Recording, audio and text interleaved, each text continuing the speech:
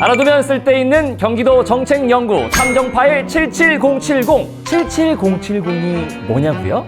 바로 경기연구원.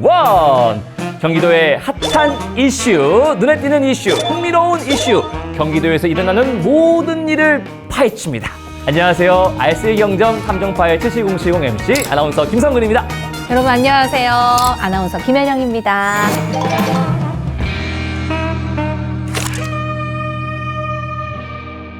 네, 현영 씨 언제쯤 정상 컨디션으로 오실 거예요? 이분은 또 왜? 뭐 열대야 때문에 잠을 못 주무셨어요? 요즘에 새로 생긴 나이트 루틴이 있거든요. 아, 나이트 루틴이 있으시구나. 루틴. 어떻게 뭐 날밤에 체조라도 하세요? 무슨 말씀이세요? 제가 밤에 무슨 이렇게 체조를 하겠습니까?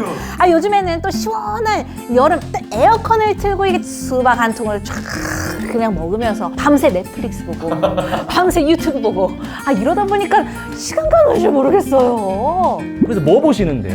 요즘에 아세요? 요즘에 시트콤이 그렇게 자꾸 나오는데 예전에 봤던 이 순풍 산부인과나 순풍 산부인과 용영!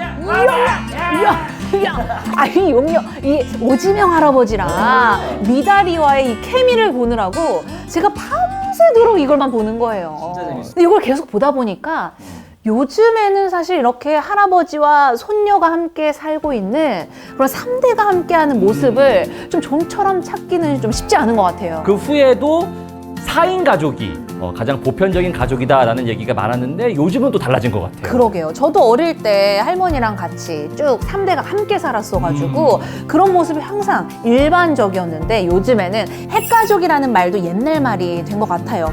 2인 가구가 주류가 됐다는 그 기사도 저는 얼마 전에 본 적 있거든요. 그렇죠. 7! 7! 0! 7! 0! 이렇게 기습하는 거구나. 그러니까 이게 한번 당해보니까 하고 싶어가지고 아까부터 기다리고 있었습니다. 덕분에 잠이 확 그냥 달아나네요. 이제 우리 100%의 기운을 가지고 이렇게 쭉 얘기해왔던 변화하는 가구에 맞는 주거 정책에 대한 이야기를 오늘은 나눠보고자 합니다. 자, 오늘 경기연구원 박동아 박사님과 함께하겠습니다. 어서 오세요. 네, 안녕하세요. 경기연구원 공간주거연구실에서 근무하고 있는 박동아입니다. 반갑습니다.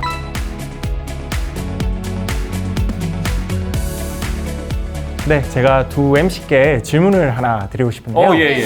한 20년 전, 어. 한 20살 정도? 네, 그때 가구의 구성원, 그러니까 함께 누구랑 살고 계셨는지 제가 질문 먼저 드립니다. 20년 전이면 이제 그때는 이제 군에 있었던 거고 자취를 하던 때라 1인 가구였죠. 저는 그때 1인 가구였습니다. 저 같은 경우는 20년 전에는 저희는 할머니랑 같이 3대가 함께 옹기종기 모여서 살았거든요. 네, 그런데 이제 우리가 이게 시대가 변하면서 가구 구성원, 그러니까 이제 예전 같은 경우에는 여러 사람들이 되게 많이 살았었는데요. 맞아요. 네. 근데 이제 아까 전에 처음에 말씀하신 것처럼 이제 핵가족도 잘 안 보인다라는 그런 말이 결국에는 쉽게 생각하면 우리가 생각보다 사람 수는 많이 변하지 않았거든요.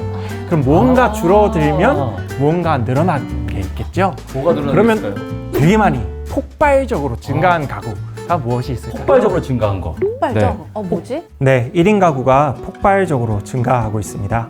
경기도의 1인 가구 수는 2016년에는 107만 가구였습니다. 그런데 2018년에는 120만 가구, 2020년에는 141만 가구, 그리고 2022년에는 163만 가구로 6년 만에 약 한 56만 가구 정도, 즉 1.5배 정도가 증가했습니다. 느낌적인 느낌인가 보다라고 했는데 실제로 통계가 그렇네요. 사실 가구 수는 뭐 계속 늘어나니까 유지되거나 그렇게 하니까 감이 잘 안 오거든요. 중요한 건 비율입니다. 비율. 비율은 어떻게 되는 거죠, 그러면? 네, 그러니까 최근 통계인 2022년 네. 인구 총조사 기준입니다. 그걸로 말씀드리면 전국의 이제 1인 가구는 네. 전체 가구 수의 3분의 1 정도, 즉 35% 정도가 1인 가구. 예. 경기도 같은 경우는 상대적으로 작긴 합니다. 경기도는 30%, 정도로 이제 상대적으로 지금 적게 나타나고 있고요. 예. 가장 높은 곳이 대전과 서울이거든요. 예. 이런 곳들은 약 38% 정도로 나타나고 있습니다. 그런데 또 신기한 거는 이제 경기도의 1인 가구 같은 경우에는 아까 비율로는 되게 적다고 했잖아요. 예. 근데 경기도가 가구 수가 전체적으로 제일 많기 때문에 네, 1인 가구 수는 서울보다도 훨씬까지는 아닌가요? 한 10만 가구 정도 많은 163만 가구가 이제 경기도의 1인 가구로서 거주하고 있습니다. 네. 아니 그러니까 이렇게 진짜 놀라운 상황인데요. 아 진짜 이 말씀대로 이게 체감적으로인 것뿐만 아니라 통계적으로도 확실히 폭발적으로 증가한 게 맞네요. 주변에 이제 그 결혼하는 우리 유부남 친구들 얘기를 들어보면 진짜 가끔, 엄청 가끔, 무지 가끔, 매우 가끔 혼자 있으면 또 어떨까? 자유로움과 시간을 내 맘대로 쓸 수 있는 것과 아이들의 하원 시간을 맞추지 않아도 된다는 거 이런 것들이 좀 있거든요. 지금 말씀해 주신 것처럼 이게 국회 미래연구원에 또 2022년쯤에 발표된 보고서가 있습니다. 거기에 보면 이제 고령 1인 가구보다는 아까 전에 자유 말씀하셨는데 그런 것처럼 젊을수록 행복도가 더 높게 나타나는 그런 경향이 확인이 되었습니다. 제 얘기는 아니라는 거 다시 한번. 네. 하지만 이제 우리가 정책적으로 할 때는 이제 그렇게 자유롭거나 아니면 건강하거나 그런 가구가 아니라 비자발적인 이유로 인해서 1인 가구가 되어서 그런 건강하지 않거나 아니면 경제적으로 조금 어려운 그런 가구들이 특히 고령 가구에서 조금 많이 나타나죠. 고령 1인 가구가 그래서 정책적인 목표 타겟팅이 되는 경우가 많습니다. 아유 아무래도 이 혼자 사는 어르신들 보면 끼니도 다 거르시잖아요. 챙겨 드시는 게 너무 힘들거든요. 네, 1인 가구가 고령화되면서 개인 차원에서 가장 우려되는 부분은 고립 문제라고 볼 수가 있습니다. 1인 가구가 이제 고령화된다는 것은 어떻게 보면 이제 경제 활동을 하지 않기 때문에 경제나 건강 측면에서 취약한 1인 가구가 늘어난다는 것이 되고요. 그것의 의미는 1인 가구가 자유로움을 느끼는 그런 가구가 아니라 외로움을 많이 느끼는 가구가 되기 쉽다는 걸 의미합니다. 그래서 결국 상대적으로 주거비에 많은 돈이 소요되는 것이 1인 가구의 특성이기 때문에 자가구주 비중이 상대적으로 낮습니다.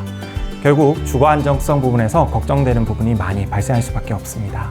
그래서 이렇게 1인 가구를 위한 다양한 정책들을 계획하고 진행 중에 있는 걸로 알고 있습니다. 특히 그게 있죠. 따로 또 같이 더불어 사는 나우리 공동체 구현이라는 비전을 딱 가운데다가 두고 외로움을 극복하기 위한 프로젝트나 혼밥 개선이나 건강 지원이나 안전한 생활 환경을 만들어 주거나 이런 것들을 위한 정책들이 좀 많이 시행이 되고 있잖아요. 네, 맞습니다. 네. 이제 1인 가구의 속도가 빨라지는 거는 이미 모든 정부에서 이제 다 인지를 하고 있죠. 그런데 이렇게 속도가 빨라지는 것에 대해서 그들이 원하는 집을 원하는 지역에 정확하게 딱 공급할 수 있을까? 이런 문제는 네, 정말 심각해질 게 너무 눈에 보이는 그런 상황이라고 볼 수가 있습니다. 그리고 이게 문제는 현재 이거는 그 지역에서 1인 가구가 어떻게 될까? 이런 것은 사실 그냥 추계만으로는 잘 안 되고 계속된 조사가 필요한 거죠. 근데 그냥 제가 생각하기에는 그게 어려울 게 없어 보이는 게 이사 갔을 때 전입신고하잖아요. 전입신고할 때 세대 구성을 몇 명이 다 쓰거든요. 그럼 그 중에서 1인 가구 수 그냥 골라내면 되는 거 아닌가라는 생각이 들거든요. 네, 근데 아까 전에 살짝 말씀하셨는데 이렇게 대학을 가면서 가게 되는 기숙사나 예. 아니면은 이제 학교 근처에 오피스텔 그런 곳에 거주한 지인 보신 적 있으시죠? 네, 그때 그런 분들이 전입신고를 정확하게 하셨을까요? 안 하셨죠. 그래서 이제 1인 가구들이 오피스텔이나 고시원 이런 것을 이제 건축법상으로 어떻게 되느냐면 비주택으로 분류가 되거든요. 그런 비주택이나 아니면 주택법상 준주택에 거주하는 경우에는 전입신고 없이 거주하는 경우가 실제로 상당히 많습니다. 그래서 네, 전입신고만으로 잘 안 되는, 파악이 잘 안 되는 경우가 많죠. 그럼 이 수치뿐만 아니라 더 많은 사람들이 1인 가구일 수 있겠다라는 얘기를 해주신 것 같아요. 간혹 집주인들이 이 세금을 아끼려고 아, 저기 502호! 아니 월세 조금 깎아줄 테니까 전입신고 안 하면 안 될까? 내가 깎아줄게! 내가 잘해줄게! 막 이렇게 하거든. 저 같아도 안 할 것 같아요. 사실 저런 상황이면은 예, 무섭잖아요. 네, 맞아요. 이렇게 이런 사회적인 그런 선호 같은 것에 의해서 어떻게 보면 우리가 생각하지 못했던 통계적인 문제가 나타날 수도 있고요. 그렇네요. 그리고 조금 다른 경우도 있습니다. 1인 가구인데 신고를 안 해서 안 잡히는 거 그런 문제도 있는데요. 예. 그게 아니라 1인 가구로 안 잡히는데 실제로는 1인 가구인 경우도 있습니다. 어떤 거냐면요. 예를 들어서 원래는 어머니 아버지와 이제 자녀가 같이 살았는데 그 자녀가 만약에 돈을 벌려고 만약에 밖으로 가면서 신고를 안 하게 되면 그러니까 원래 2인 가구였던 집인데 이제 1인 가구 실질적으로는 1인 가구고 심지어 고령 1인 가구지만 통계는 안 잡히는 그런 가구도 생각보다 많이 있습니다. 또 좀 전에는 1인 가구이지만 비주택에 거주하는 경우가 굉장히 많다고 하셨는데 그러면 이렇게 변화하는 거주 형태에 따라서 주거 개념도 바뀌고 있다고 생각해야 될 것 같습니다. 자, 그러면 주거의 개념이 바뀌고 있다는 건 1인 가구의 형태가 다 다르기 때문인 거겠죠? 네, 맞습니다. 이제 경기도 같은 경우에 시군이 31개가 있지 않습니까? 네. 주택 가격이 비싼 지역도 있고 저렴한 지역도 있고 네. 농촌도 같이 있고 맞아요. 그리고 이제 아까 전부터 계속 말씀드린 그런 고령 가구가 많은 곳도 있고 아닌 곳도 있는 거죠. 그래서 이제 지역별로 1인 가구의 그런 주 연령대도 매우 다르게 조사된 그런 상황입니다. 아니 그렇게 생각하면 연령대별로 주거하고자 하는 선호도도 다를 것 같아요. 네, 되게 다릅니다. 이게 청년층 같은 경우에는 이제 학교를 다니거나 아니면 직장 그렇게 어떻게 보면 몇 년간만 그곳에 거주할 만한 그런 곳이 있잖아요. 어떻게 보면 저렴하면서도 교통이 편리한 그런 곳을 찾아가는 경우도 있고요. 그리고 특히 고령층, 노년층 이렇게 연세가 많으신 분들 같은 경우에는 에이징 인 플레이스라면 혹시 들어보셨는지 모르겠는데 기존에 살던 곳에 살려는 그런 상황이 확실하게 나타납니다. 그것은 맞아요. 이제 어떻게 보면 다인 가구에서 1인 가구로 바뀌었다 하더라도 기존 주거 형태를 벗어나지 않으려는 또 기존 지역에서 벗어나지 않으려는 그런 수요도 같이 있거든요. 그러니까. 네, 그러다 보니까 아파트에 익숙한 분들 같은 경우에는 네, 1인 가구더라도 또 계속 아파트 그 주변에 이제 나 좀 여생을 즐길래 그러면서 이제 저렴하기도 한 단독주택으로 이동을 하기도 합니다. 아, 왠지 부모님 세대들은 모두 단독주택을 좀 선호하실 것 같았는데 그런 것도 아니었네요. 이제 주택 정책이 어떻게 보면 그들은 뭐 단독주택을 좋아할 거다 아니면 아파트를 좋아할 거다 뭔가 이렇게 딱 하나로 하기보다는 그래서 거처의 선택권을 높일 수 있는 그러니까 유형까지 포함해서 지역까지도 선택할 수 있는 그런 정책을 좀 고민을 해야 될 필요가 있습니다. 먼저 주거 수요를 변화하기 위해서는 결국엔 모니터링이라고 생각합니다. 현재 경기도 주거실태조사는 법에 따라서 5년에 한 번씩 하고 있는데요. 실제로 서울 같은 곳에서는 조금 더 주기를 당겨서 매년 하기도 합니다. 그래서 경기도 역시도 주기를 단축시켜서 지속적인 모니터링을 하는 것이 필요하다고 생각합니다. 그리고 1인 가구 문제에 대한 접근은 소프트웨어적인 그런 정책으로 고립에 대해서 빠르게 대응하는 부분도 필요하지만 이 변화하는 1인 가구의 수요를 이렇게 따라가기 위해서는 하드웨어적인 정책으로서 1인 가구 주거 수요와 소요에 맞춰서 적절한 유형의 거처가 해당 지역에 공급될 필요가 있습니다.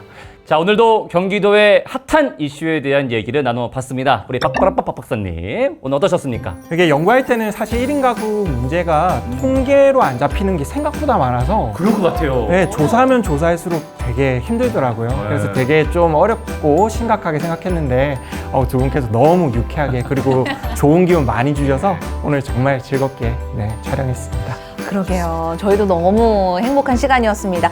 혼자여도 또 함께여도 모두가 안전한 주거지에서 행복할 수 있기를 진심으로 바라보겠고요.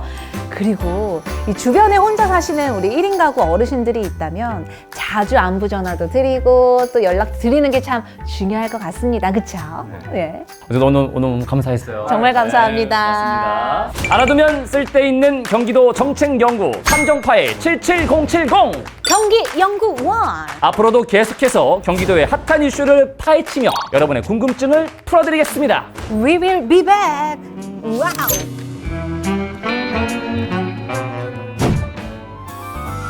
경기연구